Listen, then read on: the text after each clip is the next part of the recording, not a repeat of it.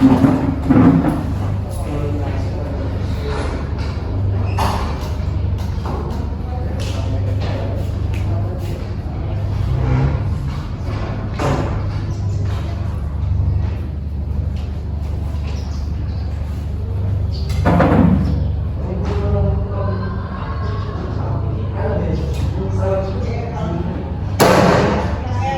tak menduga jika bisa sampai seperti ini. Aku ragu, apakah tindakanku benar? Apakah benar aku memperjuangkan kepentingan orang banyak? Tapi, mengapa harus ada yang dikorbankan? Aku sama sekali tidak punya niat untuk menjerumuskan orang ke dalam bencana. Tapi, kabar tentang Pak Kades yang baru saja aku dengar tadi bisa jadi adalah salah satu puncak keberhasilan apa yang kulakukan selama ini. Salah satu bukti dari apa yang selama ini kuyakini. Semuanya bermula dari tugas budak guru bahasa Indonesia.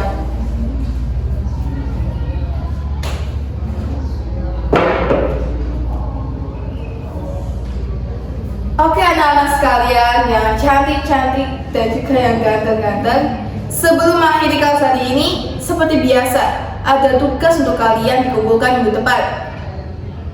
Sesuai dengan materi hari ini, coba kalian buat satu karangan yang menceritakan hal-hal menarik yang ada di tempat tinggal kalian masing-masing.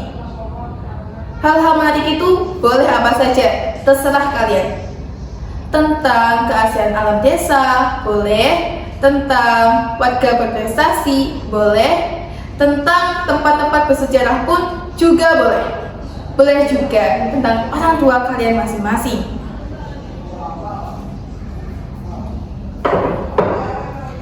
Lalu, aku membuat karangan tentang sampah plastik yang ada di desa. Aku sering membaca artikel tentang masalah ini. Kulihat sampah plastik juga jadi masalah desaku sendiri.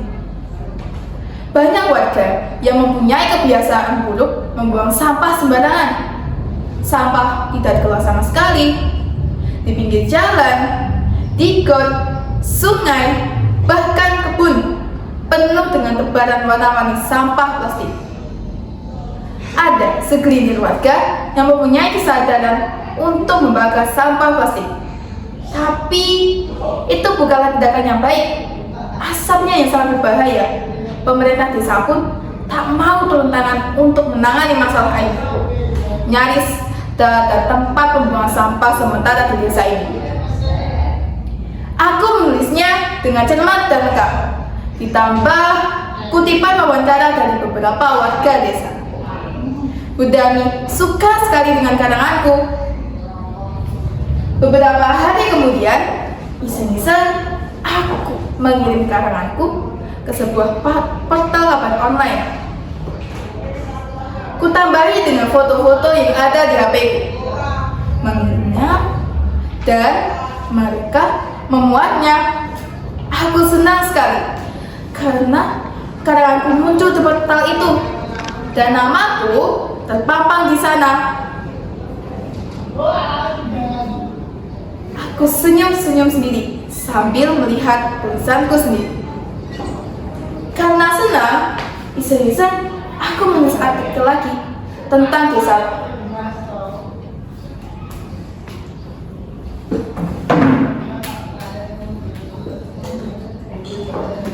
Aku menulisnya tentang Teuda, seorang nenek 80 tahun, satu-satunya pengrajin keranjang bambu yang masih ada di desaku. Ibuku pernah bilang, dulu desaku adalah salah satu pusat penghasil keranjang bambu. Kebun-kebun di desa pun penuh dengan tanaman bambu ketika itu. Tetapi pelan-pelan menghilang karena banyak warga menjual tanah. Kebun-kebun bambu pun berubah menjadi peta-peta perumahan.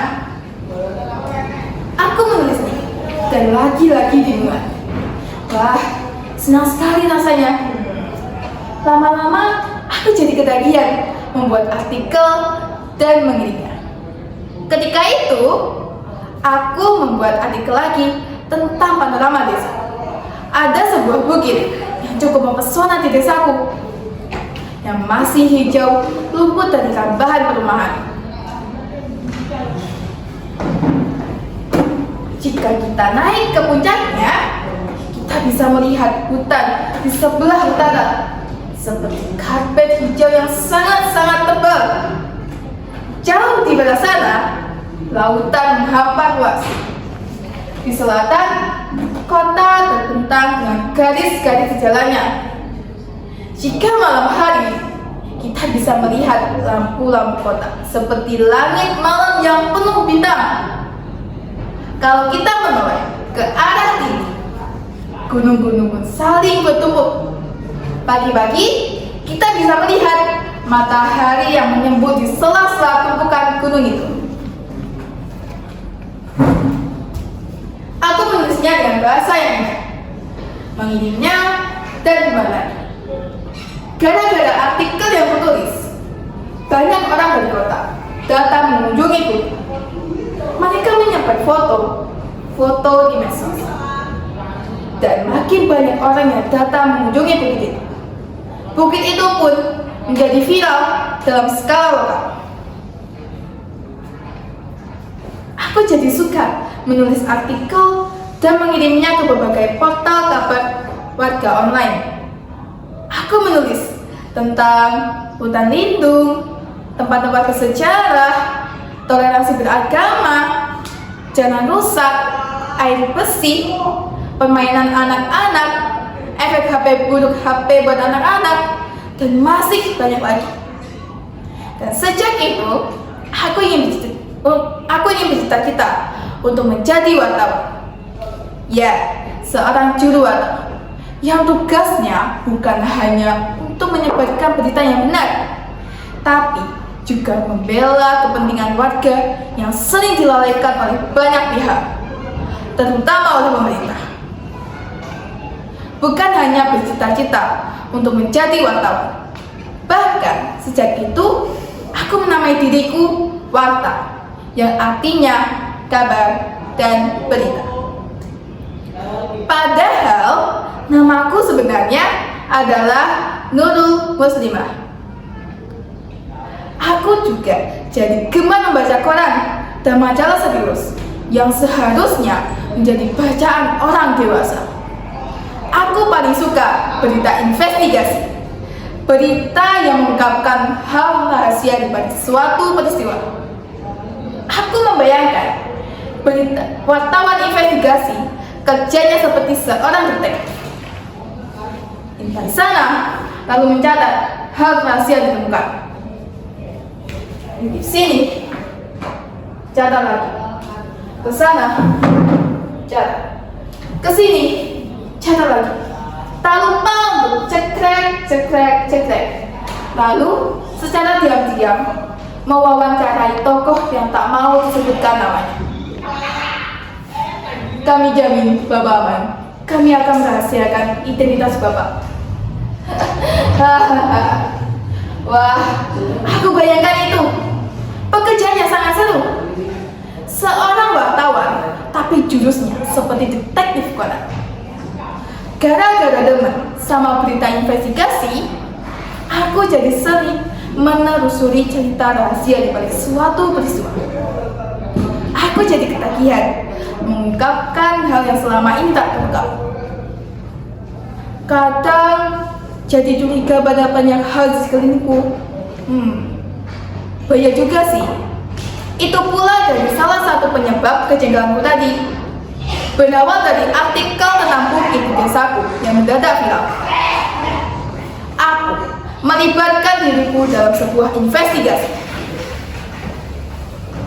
Karena banyak orang yang datang mengunjungi bukit, beberapa warga mulai mendirikan warung sederhana di sekitar bukit. Mereka menikmati pemasukan dari wisata bukit.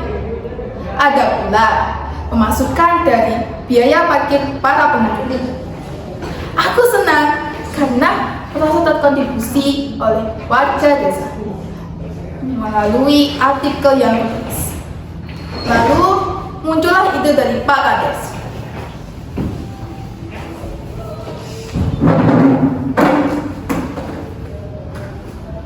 Bapak-bapak, ibu-ibu, warga yang saya hormati, kita merasa senang dengan keberadaan bukit ini yang sedang dikunjungi banyak orang. Warga juga dapat menghasilkan penghasilan dari wisata bukit ini. Yang menggembirakan juga, tahun ini desa kita mendapatkan dana pemberdayaan dari pemerintah provinsi sebesar 300 juta rupiah. Tenang. Dana ini akan kita gunakan untuk membangun fasilitas yang ada di bukit. Jadi, di puncak bukit ini akan kita bangun menara pandang agar bisa melihat pemandangan yang lebih tinggi. Beberapa gazebo dan tempat duduk pun akan dibangun. Juga fasilitas toilet dan wifi gratis. Untuk menambah pemasukan, kita akan tarik biaya masuk tiket dari pengunjung. Wisata bukit ini akan menjadi ikon desa kita yang tercinta. Semua warga yang hadir pun bersorak kegirangan. Mereka membayangkan desa mereka akan menjadi desa wisata yang sangat-sangat ramai. Pemasukan yang menggiurkan, ekonomi warga bergerak. Tapi, aku dan beberapa remaja di Karang Taruna tidak setuju dengan ide dari Pak Kades. Kami tahu tentang dana pemberdayaan itu, dan melalui Karang Taruna, kami mengusulkan memanfaatnya untuk membangun tempat pengolahan sampah di desa. Menurutku dan beberapa teman di remaja Karang Taruna, tempat pengolahan sampah jauh lebih urgent dibanding wisata foto yang mendadak viral. Walaupun viralnya dari artikel yang kutulis, tapi aku sendiri pun tidak percaya wisata itu bakal bertahan dengan lama. Sudah banyak wisata yang hanya mengandalkan panorama foto, tutup, dan terbengkalai. Walaupun wisata seperti itu hanya bertahan 1 tahun. Setelahnya, orang-orang pun mulai bosan. Yang disajikan hanya itu saja. Tak ada perkembangan daya tarik yang menunjang. Kemudian, tempatnya kembali menjadi mangkrak, sepi, dan menjadi semak belukar. Begitu pula yang terjadi pada wisata bukit yang ada di desa. Setelah menghabiskan anggaran sebesar 300 juta rupiah, bahkan tak perlu menunggu waktu 1 tahun, 5 bulan saja tempat itu sudah sepi pengunjung. Warung pun mulai satu-satu pun tertutup. Berantakan di sana di sini, sampah bertebaran di mana-mana. Gazebo mulai keropos, toilet mampet, bukit kembali menjadi semak belukar dengan menara pandang dari beton kualitas rendah yang hanya justru merusak pemandangan alami bukit, nyaris seperti rumah hantu. Aku mulai gatal untuk melakukan investigasi. Aku melihat desa tetangga yang sama-sama mendapatkan dana pemberdayaan 300 juta rupiah. Mereka membangun fasilitas pusat pendidikan warga yang sederhana, tapi didaya gunakan dengan baik dan berkelanjutan. Aku mulai menulis 1 artikel tentang makraknya wisata bukit dengan sedikit jurus untuk memancing para komentar pembaca. Aku ingin pembaca menilai apakah proyek semacam itu pantas menghabiskan anggaran sebesar itu. Dan teman-teman tahu tidak bagaimana tanggapan pembaca? Luar biasa. Aku bacakan beberapa komentar pembaca ya.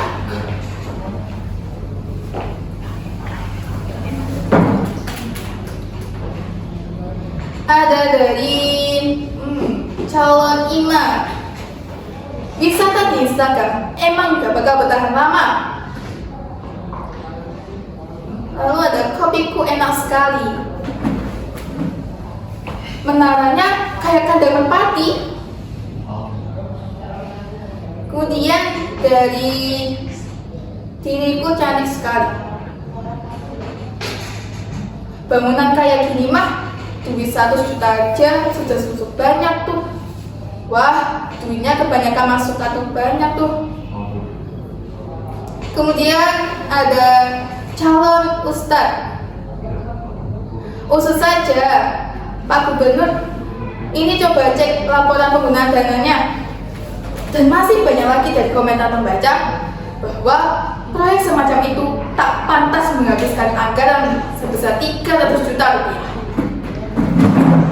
Kabar itu pun cukup membuat heboh, sehingga banyak wartawan yang datang dan menulis laporan temuan mereka.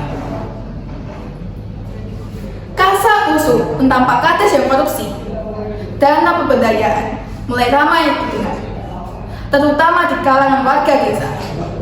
Tapi warga desa tak tahu bahwa akulah juruwata yang pertama mengungkapkan masalah itu ke publik. Mereka tak tahu bahwa Wata itu adalah namaku. Kabar itu pun cukup membuat heboh. Kabar itu terjadi pada 3 bulan yang lalu. Seperti biasa, kehebohan di desa nyaris sama seperti berita viral di medsos. Heboh, kencang, panas, ngehit dalam beberapa waktu saja, lalu hilang di dalam air bumi.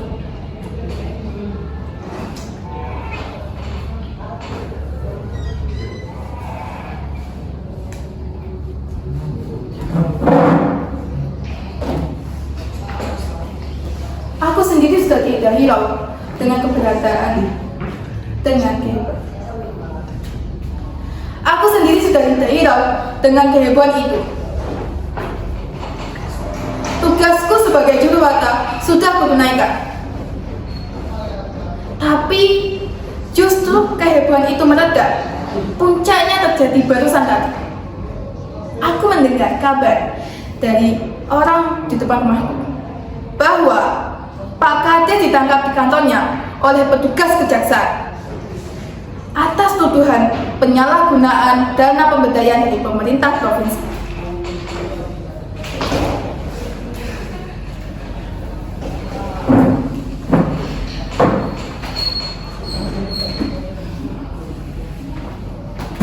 Aku sama sekali tidak punya niat untuk menjerumuskan Pak Kades. Aku tak punya kepentingan atau dendam apapun padanya.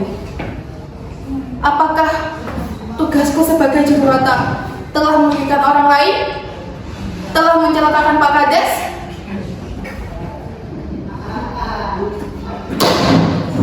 Tidak. Tidak. Aku sudah berada di jalur yang semestinya. Aku telah mengungkapkan hal yang selama ini tak terungkap. Aku telah membela hak-hak warga yang seharusnya mendapatkan berita yang benar.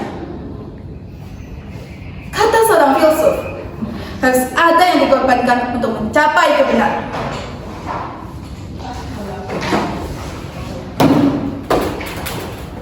Aku teguh untuk menjadi seorang wartawan, juru wata.